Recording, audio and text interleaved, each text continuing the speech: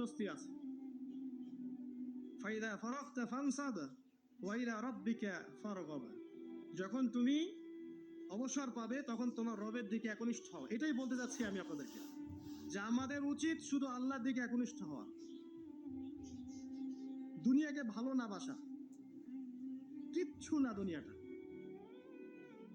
আমার চেয়ে ভালো আপনারা এটা জানেন না। কিচ্ছু না দুনিয়াটা, মানে মুহূর্তে ডিজাস্টার হয়ে যেতে পারে। আর যাদেরকে নিয়ে এই দুনিয়া, আমাদের মা বাবা ভাই বোন আত্মীয় স্বজন স্ত্রী সন্তান, এরা সবাই যে যার হক চাচ্ছে। তাদের হক দিয়ে দেন, আপনি খুব ভালো। দিতে পারবেন না, আপনি ভালো না। সারাটা জীবন করতে থাকেন, দেখবেন একদিন দিতে পারেন নাই, সে আপনাকে চিনবে না। নবী সাল্লাল্লাহু আলাইহি ওয়াসাল্লাম বলেননি কথাগুলো? জাহান্নামে যাওয়ার কারণ এগুলো উল্লেখ করেন নাই? কিসের আত্মীয় আর কিসের আপনজন আর কিসের অফিসের বস আর কিসের কি, সবাই সবার স্বার্থ নিয়ে পড়ে আছে। শুধু একজন সত্তা আপনার কাছে স্বার্থ চায় না, সে কে? আল্লাহ পাক। এটা যদি বুঝতে পারেন তাহলে দেখবেন মনটা আল্লাহর দিকে নরম হয়ে যাবে। আর মুসলিমদের এখন এই মানসিক আত্মশুদ্ধিটা বেশি দরকার। আমরা কেন যেন অস্থির জাতি হয়ে গেছি এখন, একটা মানসিকভাবে শান্তি নেই আমাদের মধ্যে। খেয়াল করে দেখবেন, সারা দিন দুশ্চিন্তা, দুর্ভাবনা, পেরেশানি। নামাজে আসি তাও মনে হয় যত তাড়াতাড়ি নামাজ শেষ করতে পারলে বাস। 5 মিনিট 4 রাকাত নামাজ, আর ইমাম যদি ভুলে 10 মিনিট পড়ায় তো চাকরি নট। খতিব খুতবা দিবে 30 মিনিট ঘড়ি ধরে বলে দিবে, ভুলে যদি 10 মিনিট বেশি দিয়ে ফেলছে, আজকে আসছেন ভালো কথা, হাদিয়া নিয়ে যান, পরের দিন আর আসেন। অস্থির। অস্থিরতার কারণ দুনিয়ামুখিতা, আল্লাহ থেকে দূরে থাকা। অস্থিরতার কারণ কোরআন থেকে দূরে থাকা। অস্থিরতার কারণ নিয়মিত সুন্নাহর উপর আমল না করা, ডেইলি জিকির আজগার গুলো না করা, ডেইলি কোরআন তেলাওয়াত না করা, হাদিস অনুবাদ সহ না পড়া, দিনের জ্ঞান চর্চা না করা, দিনী হালাকাগুলোর মধ্যে না বসা। অস্থিরতার অনেক কারণ, টাকা পয়সার পিছনে ছোটা, বাড়ি গাড়ি স্ট্যাটাসের পিছনে ছোটা, এবং এই লোভ, এই লালসা আপনাকে স্থির থাকতে দিবে না।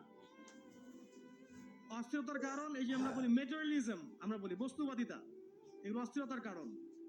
এগুলো কখনো আপনাকে স্বস্তি দিবে না। আপনি যত দৌড়াবেন দুনিয়ার পিছনে, দুনিয়া আপনার থেকে তত পালাতে থাকবে।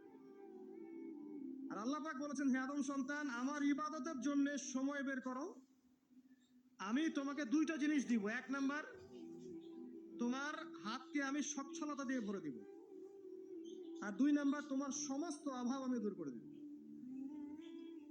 যে ব্যক্তি আল্লাহর জন্য সময় দেয়, আল্লাহর জন্য বাঁচে, আল্লাহর জন্য মরে, সব কাজ আল্লাহর সন্তুষ্টির জন্য করে, দেখবেন ও মনের মধ্যে শান্তি আছে।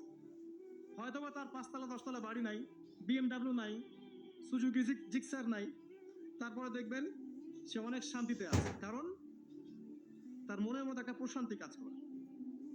আর যে ব্যক্তির মধ্যে দেখবেন আল্লাহর কনসিয়াসনেস নাই, ইবাদত নাই, কোরআন সুন্নাহ এগুলো কিচ্ছু নাই, দুনিয়ার সব আছে, দেখবেন ব্যাংক ব্যালেন্স, টাকা পয়সা, মনে শান্তি নাই।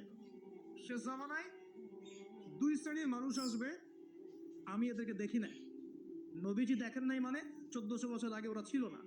এক শ্রেণী হচ্ছে হাতের মধ্যে মানুষকে মারার কিছু অস্ত্র নিয়ে ঘুরে বেড়াবে, এরা মানুষকে নির্মমভাবে পিটাবে, নির্মমভাবে পিটাবে, নির্মমভাবে মানুষকে পিটাবে।